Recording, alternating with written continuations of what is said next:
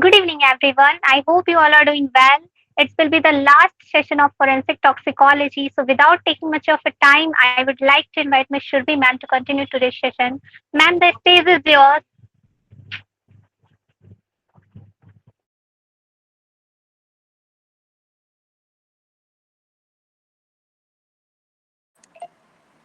Very good evening, everyone. So, today is the last session, which is case studies of related to forensic toxicology. Before starting with case studies related to forensic toxicology, I would like to ask you all one question. That is, have you all seen Dhurandhar? Yes, ma'am. Now, everyone must be knowing that there was one scene in Dhurandhar in which they showed how a person drugged, or you can say he tried to insert a particular, what you can say, chemical into Dawood Ibrahim's body. Yes, ma'am. Just hold on, my presentation is not working. I'll share my screen and then I'll start.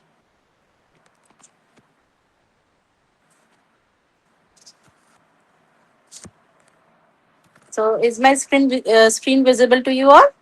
Yes, Yes, ma'am. ma'am. Okay. So yeah, I was talking about Dhurandhar movie in which there was one kind of chemical. Can anyone name that chemical? What it was? Yes, ma'am. It was dimethyl. Mercury. Yes. It was dimethyl mercury, which is Yes. known as slow poison. Now, Yes, ma'am. why it is known as slow poison? उस movie में तो दिखाया था कि that the person who was Jamali, I guess, Yes. and he tried to drug Dawood Ibrahim by Yes, shaking ma'am. his hand, and as soon as he shook his hand with Dawood Ibrahim, the poison got. And the poison entered that particular person, and because of it he got paralyzed. I hope Yes, everyone ma'am. is aware of that. Yes. But how dimethyl mercury works is it works slowly. It is a kind of a neurotoxin, and it works slowly. But to make it a thrilling, they showed that it affected instantly, but it take a long period of time to show its effect. So these are how some of our toxins enter our body, and they show effect after a long time. Like I told you all in chronic poisoning, I told you all about itai disease, mercury, which was of mercury disease, and Minamata Bay disease, which was again of a heavy metal disease. These were all the diseases in which the heavy metals accumulated within a span of time. They were not acute, they were chronic. So what we are going to study about many case studies that occurred in our India, in which forensic toxicology or toxins or poisons were involved. So first case is this particular case, the Bangalore propofol murder case, which was a case between a couple in which a husband tried to poison his wife. So this was the accused was Dr. Mahendra Reddy. I have given the picture of the couple also, and the paper clipping of that particular news, which was given in Times of India. And the victim was Dr. Krutika Reddy, which was his wife and dermatologist at Victoria Hospital. The person who was accused was also a doctor, and he was a surgical resident, and he was having very good knowledge about of medicines. So he was married in 2024, and he tried to poison his wife in 2025. She was found unconscious, and she was declared dead at Cauvery Hospital. And initially, the death was unnatural, and autopsy revealed propofol. Now, propofol is a kind of drug which degrades very fast. Like I told you yesterday, there are two types of things. One is poison, which is the one who enters your body via some kind of mean, and one is venom, which is directly injected to our body. Why? Because the venom has bigger molecules, and it takes time in and it enters the body quickly. And whereas this poison, they take time to act in our body, and they need a route for their for entering the body. So this propofol is a very fast acting anesthetic drug, and as he was a doctor, he was very well aware of this particular drug. The drug was available for him because he can prescribe himself and he can buy that drug. Then he gave a very high dose to that female, because of which the heart stopped breathing. And as we can see the heart stopped breathing, we can say it was a cardiac poison, and it was very hard to detect that particular poison. So in toxicology, we say that rapid metabolism of any poison can harm our detection. And in this case also the same thing happened. Propopanol was very hard to detect, but because of GCMS it was found in very small concentration in the body, because of which the person was found guilty, and he was given punishment under section 302 and 300 of IPC, or you can say 300 of BNS. Then, as per the digital forensic evidences, internet search history showed propofol dosage and lethality, and behavior cues were suggesting planning of murder of that particular female. And these history was shown in the person's, that is a doctor's profile only. Then coming to the legal and ethical issues, that is illicit procurement of restricted drugs. There are many drugs in the market. If you go to the market and if you even ask for cough syrups regularly, that particular chemist is not going to give you until and unless you have a prescribed form or prescription is there. Even same goes for sleeping pills. The doctor will give you the prescription, only then you will be getting that drug, otherwise you will not get that particular drug. It is against the ethics of the chemist. Then again, violation of medical ethics was there. That is misuse of professional expertise. Because he was a doctor, no one refused to him to give that particular drug, and that is why he was able to plan the murder.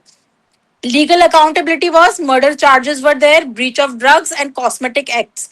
Now, drug. Yesterday, I told you already that there is NDPS Act, Narcotic Drug and Psychotropic Substance, which deals with the scheduled drugs and psychotropic substances that are banned in India. Similarly, we have another kind of act, that is Drug and Cosmetic Act. In Drug and Cosmetic Act, we study about what product can be called as drug, what product can be called as cosmetic, what are misbranded drug, what are spurious drugs. These are all the definition of various kind of drugs that are given in Drugs and Cosmetic Act. So this particular case was the breach of Drug and Cosmetic Act, and hence the person was held under this particular act. And it raises debate on medical responsibility and regulation of controlled substance. Key challenges was that it was very difficult to detect that, because it mimics natural death. Yesterday also I told you a case in which a person was brought dead, and when the visceral organ came to our lab, it was shown that the person was dead because of high dose of metal poison. And over there it was shown that the person has died because of heart attack. So there are many drugs in our country that are there, and that mimics natural death, and that mimics this particular heart attack death. Then forensic limitation, it requires timely sampling and specialized tests. And ethical dilemma means trust in medical professional is also undermined, that even professional can give some or the other drug which is very harmful for the person. I remember one doctor was there in our locality, and that doctor was like booked. The doctor was booked, or the doctor was suspended for illicit trafficking of kidney. So we cannot fully trust the doctors by seeing these cases. He was whenever a patient used to come to him, he used to say suggest them operation.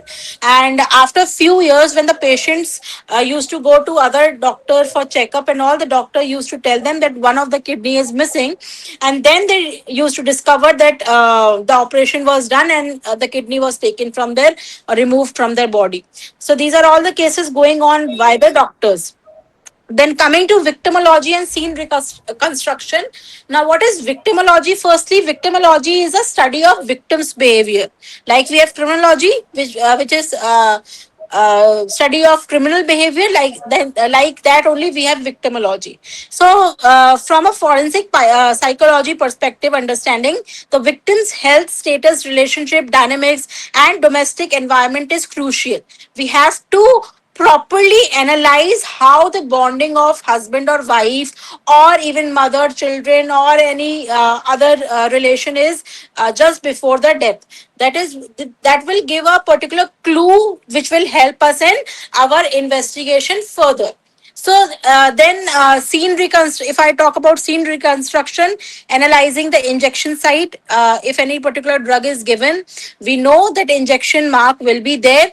Assessing the timeline of symptoms and death, interviewing witnesses of or neighbor to establish behavioral changes or prior threats. Then law under Drug and Cosmetic Act, under which the doctor was booked, was section 18C, that is no one can make, sell or distribute drug without a license, and section 27B, subclause 2, which is unauthorized possession or use of propofol, which is a crime and it is punishable with jail and fine. And hence the verdict was given and the person was jailed. Second case study is poison cough syrup stalks children. Now, you all must be aware that cancer rate is increasing day by day in our country.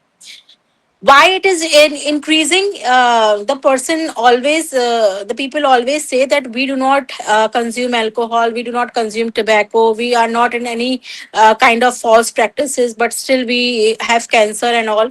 Why does this happen?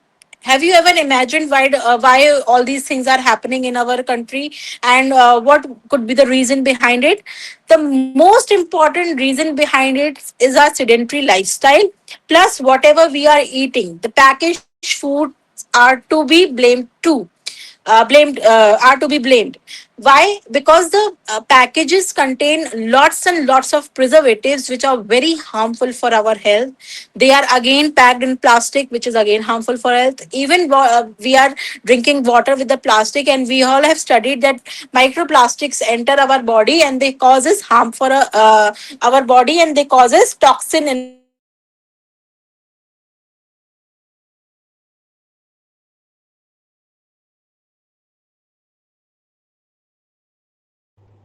Just wait, guys. what you all heard about it?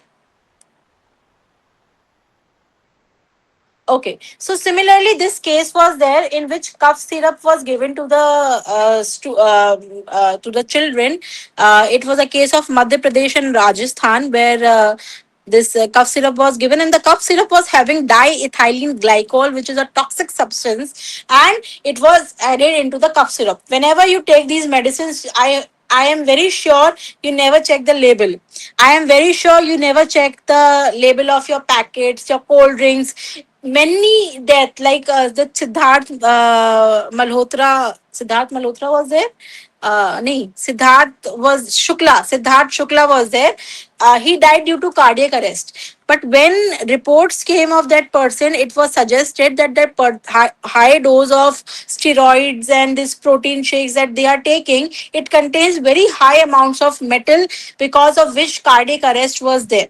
You all must have even heard that cardiac arrest is increasing day by day in males in our country. The main reason behind that, people usually say, is COVID vaccine or co-vaccine. We do not have a study of that though, but then there are certain things that add to our cardiac health, or our neuro health, or our physical health, and the most common is that we are totally dependent on packaged food, and we are having very sedentary lifestyle. We are having lots and lots of stress, because of which death is caused. So over here, 23 children died in Madhya Pradesh and Rajasthan. Cause was diethylene glycol, that is DEG, which is industrial chemical and used to antifreeze paints and plastic. Now just imagine how much poisonous that thing was, which the student or children consumed, and they died because of it. Medicine, again, there are some medicine which are involved for this toxic effect. Those are cold drift, Respi Fresh, TR, Relife, which are flagged by WHO as toxic substances. Toxic substances are diethylene glycol and ethylene glycol, which can be detected by gas chromatography, mass spectroscopy, or liquid chromatography, mass spectroscopy. Then oxytocin injection that are given to children for growth and hormonal things. They are also sometimes under suspicion, and they are spurious to the health. Then regulatory action. India's drug regulator, they confirmed contamination but clarified none of the flag syrups were exported. Center response to that was cancelled manufacturing license of Jackson Laboratories, which packaged those cough syrups and sent to the various stores. Global significance is WHO warning that please see whatever ingredients are there in whatever you are eating, you are doing, you are putting to your body. Even I'll say for cosmetics also. Many of us use cosmetics like this. We use many creams, many face washes, many acids. Like we have many serums now listed. This sorry, I'm saying hydrochloric acid. There are niacinamide acid and kojic acid, and and many more are there. These are all the acids that harm our body. They enter our body via skin. We know our skin is breathable. They enter our skin. They causes skin cancer also. There are reports that are suggesting that cosmetics causes skin cancer. Then case study 3, which is state of Rajasthan versus Kashira. Can anyone tell me why have I put over here state of Rajasthan versus Kashiram and not state of A versus state of B? Can anyone tell me this?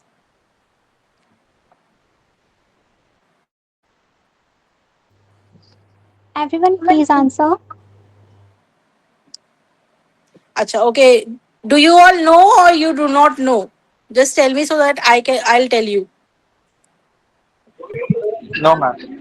Okay. See, what happens is this is a criminal case. We have two types of cases, criminal case as well as civil case. This is a criminal case, and hence, in criminal cases, we assume that a particular act is done with the intent to cause harm to that person of that particular state. For example, if I am from state of Uttar Pradesh and I have killed someone from the state of Madhya Pradesh, so basically I am putting harm to the citizen of that particular state. So this verdict will be, or the case will be, the case will be state of Madhya Pradesh versus Surabhi. That means I have done crime to that citizen of that particular state. That is why we used this language in criminal cases. Whereas in civil pursuits, we take names only. That is case of Surabhi versus case of Rohit or any other person. We take names like that in civil pursuits, and we take names like this in civil pursuits. I hope it is clear to everyone. So it was state of Rajasthan versus Kashiram, in which woman's death allegedly caused by poisoning or by her in-laws, and toxicology report was inconclusive. Medical evidences suggested death could also be natural. Court decision was that without medical or toxicological certainty, conviction cannot be sustained, and suspicion, however strong, cannot replace proof. Now, yesterday someone asked me, "Ki, ma'am, what if a particular poison gets degraded, then also we will be able to get a verdict, or then also we will be able to caught someone with a toxicological analysis. For those people, I have put this case. If the poison or the drug gets degraded into the viscera, and if we do not have any particular result during our evaluation, then we cannot give a person a sentence to for their punishments. So this is the reason.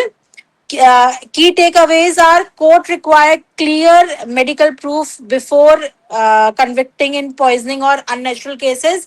And over here, the toxicology report was not proper. The toxicology's report did not say the person has taken poison, and that is why the court did not give any particular case, any particular verdict.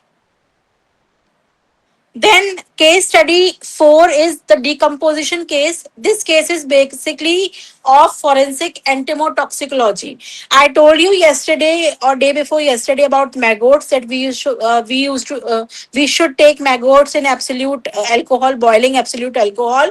Why? Because it helps a lot in telling the time since death and how a person might have died. So this is a case regarding that.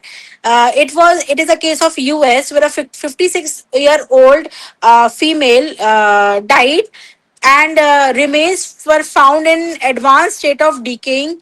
Gas knobs open, numerous blisters were there, pack of drugs were there, and fly larva was present. Fly larva was taken, and the larva was the larva was examined, and the toxicological analysis was performed on blowfly larva hair and muscle samples, which told us about the uh, drug or toxin the female must have taken. At the beginning of October 2020, the remains of men in an advanced state of decay were discovered in his home. This was the case. In the kitchen, the gas knobs were found to be open. The case exemplifies a complex suicide scenario based on circumstantial evidence, scene investigation, and post-mortem CT scan result. The cause of death was attributed to central and peripheral cardiorespiratory failure resulting from the toxic depressive inhibitory effect of inhaling butane, which is again from the gas. The gas cylinders that we have, it has the gas known as mercaptan, which is again a butane gas, which because of which the female died, which caused toxicity into the female. The most noteworthy discovery is that every substance detected in muscle and hair sample were also found in larva sample. Now, why did this happen? Because larva samples are the one which become parasite in your body, and they grow with whatever nutrition you have in our body. As a person was having butane toxicity, the flies grew on that, and the flies were found positive for those particular substances.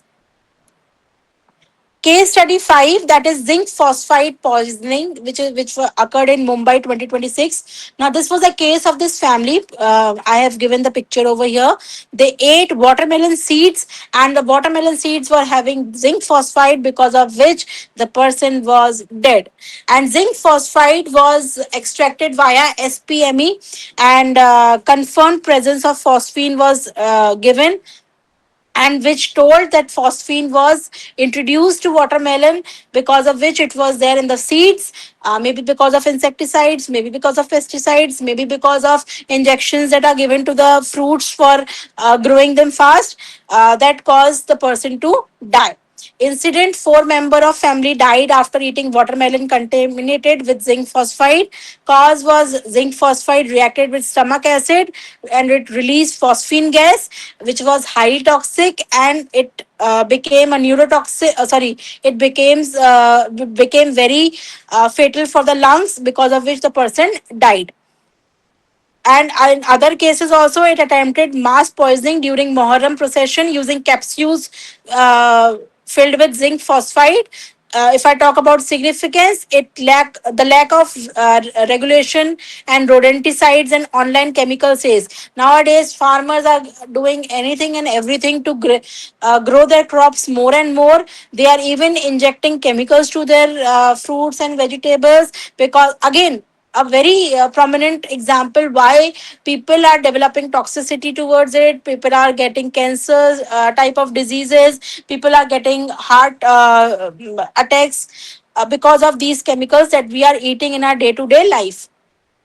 Now, case study 6 is ammonia gas leak that happened in Tamil Nadu, 2026. On first day itself, I told you about Bhopal gas tragedy, in which a gas emitted and it affected people. Can I know which gas was that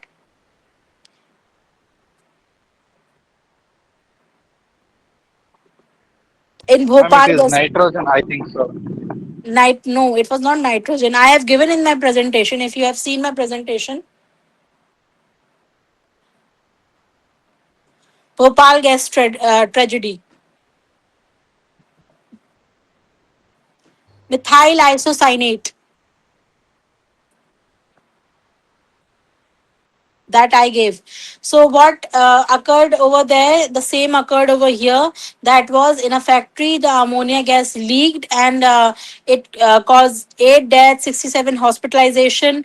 But this case was less severe than that particular case, Bhopal gas tragedy. In that particular case, whole of the city was affected. The people living across that particular factories, they were even given compensation and all, but that was of no use. Many people, they were suffering from lung disorder throughout their life, and even my one of my uncle who was living over there, he suffered from asthma throughout his life, and he died due to that. And he was a victim of Bhopal gas tragedy. So, similarly over here, ammonia leak at the seafood processing plant in Trivallur. This is a case of Tamil Nadu. Casualties are 8 deaths and 67 hospitalization. Cause was ammonia was used as a refrigerant. It leaked from storage tanks.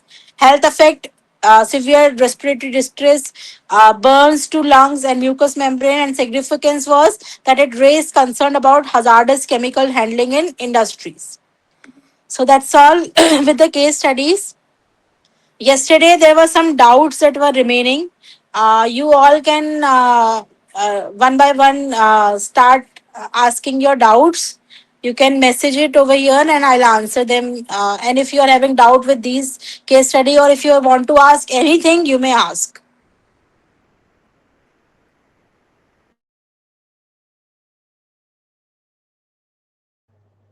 Everyone, if you have any doubt, you can ask your questions.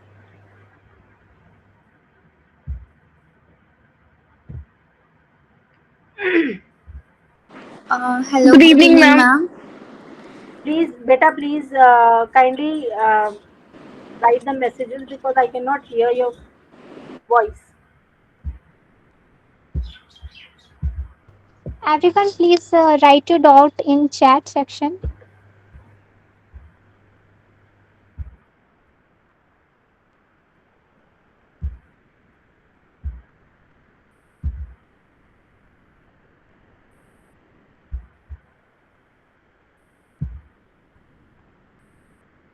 I cannot hear the voice. Kindly write down in messages so that I can read and I can answer your questions.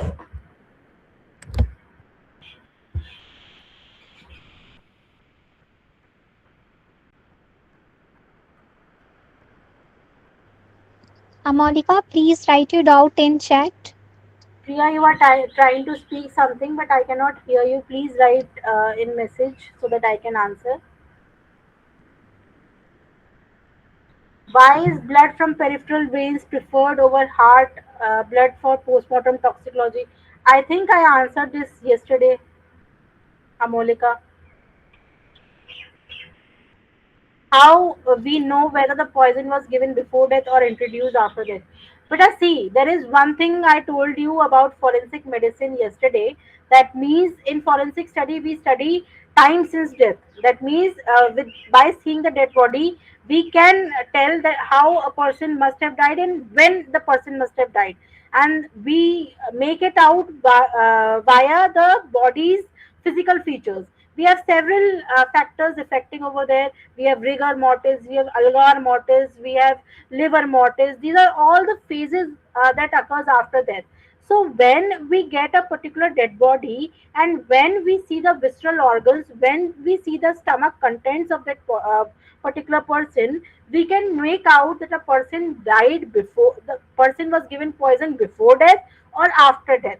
And that is and why we can make it out, because we can tell the digestion took place before or uh, after death. Matlab, when a person dies, the digestion takes place from alimentary canal towards the your colon.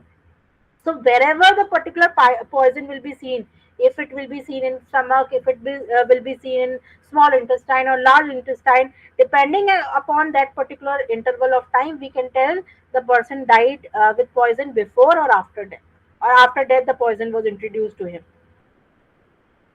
Which poison is hardest to identify after death? But yesterday I gave the answer for this question too.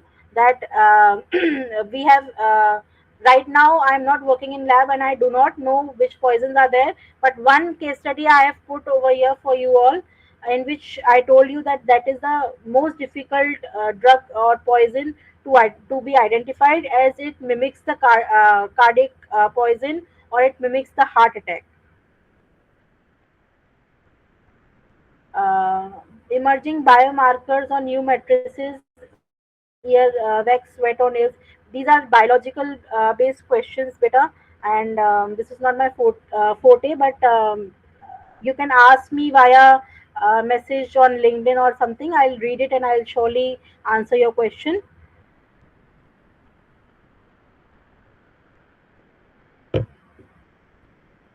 Yesterday question was of order. No, I have answered this question why heart blood was is not taken and peripheral veins is taken.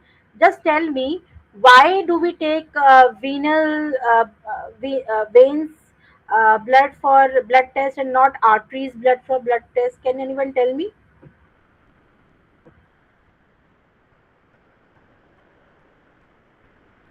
It is because the veins have already the deoxygenated blood.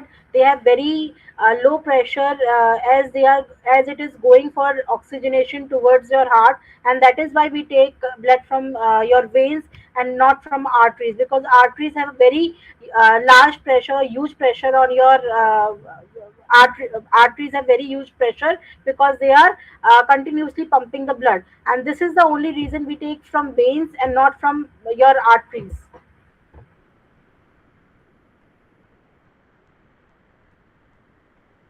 Is there any new device or technologies in which no beta, there are no new technologies. Whatever technologies are there, I have already listed in my presentation and I have told you about them. Which machines or tools are mostly used in this? We use GCMS, we use LCMS, we use ICP, we use atomic absorption spectroscopy, then we use headspace also, and we use ICP-MS also, that is inductive coupled plasma mass spectroscopy also. The instrument that I told you in my presentation, those were the instruments that are highly used in toxicological and drug analysis. How can putrefaction? I am not understanding this question, Fatima Samreen. Can you please elaborate your question? How to determine whether a sudden heart attack was actually caused by mimic or poison or natural? See, there are some what you can say, some strands or some dose of, or some parts particular of poison that can be seen in your stomach or your intestine, which can tell that particular drug has caused heart attack and it was not a natural death. To find out the cause of death, we get in the postmortem report. Then in toxic, no, we do not get the cause of death in the toxicology report. We just get it written over there that the person might have died due to poison, and the poison remains unknown. The doctor do not tell which poison was there. It is a work of toxicologist to tell which poison or drug has caused the death. Postmortem report just tells us about the internal features and the external features which help a toxicologist to understand the case better.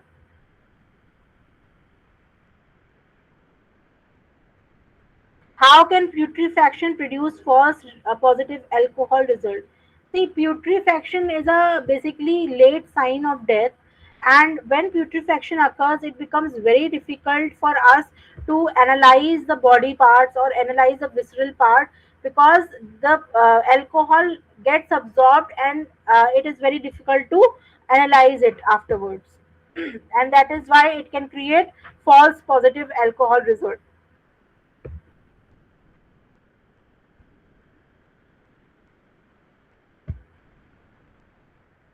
Any other doubt?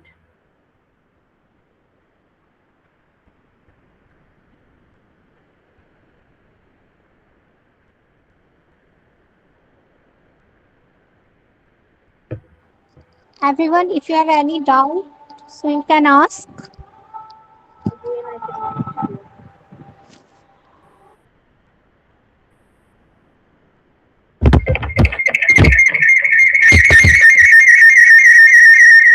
Yeah, if any doubt is there,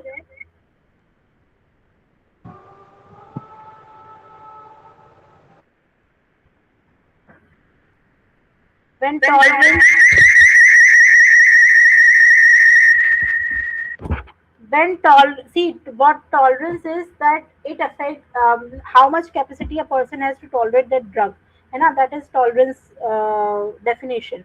So when we take out the fatal dose and fatal period of any particular drug, we take it out on an average basis. We do not tell for individual. We are giving this data on average basis, and on average that particular data is the one which can cause death in that particular time and in that particular dose. That is why we study fatal time and fatal period.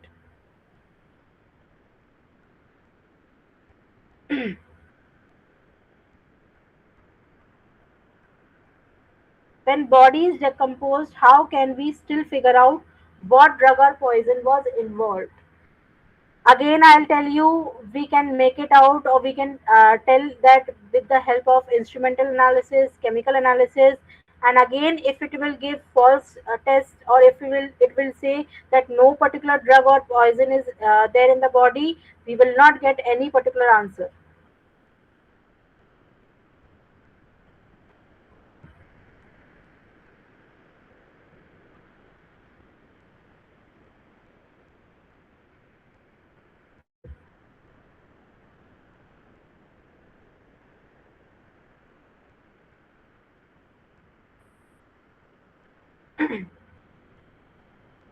I guess that's it.